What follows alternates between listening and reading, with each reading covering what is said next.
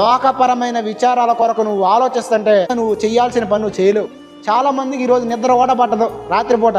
కారణం ఏంటో చెప్పనా? సమస్యల గురించి ఆలోచిస్తారు, సమస్యల గురించే తలంపులు, సమస్యల గురించే ఆలోచనలో.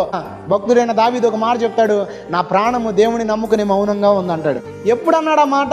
చక్కగా రాజు అయిన తర్వాత సింహాసనం మీద కూర్చుని కాలు మీద కాలు వేసుకుని తింటా అన్నాడా? చుట్టూ శత్రువులు, కనీసం భార్య దగ్గరికి వెళ్ళడానికి లేదు, పుట్టింటికి వెళ్ళడానికి లేదు, అన్నదమ్ములు వెళ్ళడానికి లేదు, పరిస్థితులన్నీ వ్యతిరేకంగా ఉన్నప్పుడు దావీదు పలికిన మాట, ఆ ప్రాణం దేవుని నమ్ముకుని మౌనంగా ఉంది. దేవుణ్ణి ఆశ్రయించడం, దేవుని ఆధారం చేసుకోవడం అర్థం ఏంటంటే పరిస్థితులన్నీ బాగున్నప్పుడు డైలాగులు వేయడంగా, పరిస్థితులు ఎలా ఉన్నా దేవుని మీద విశ్వాసం ఉంచడం.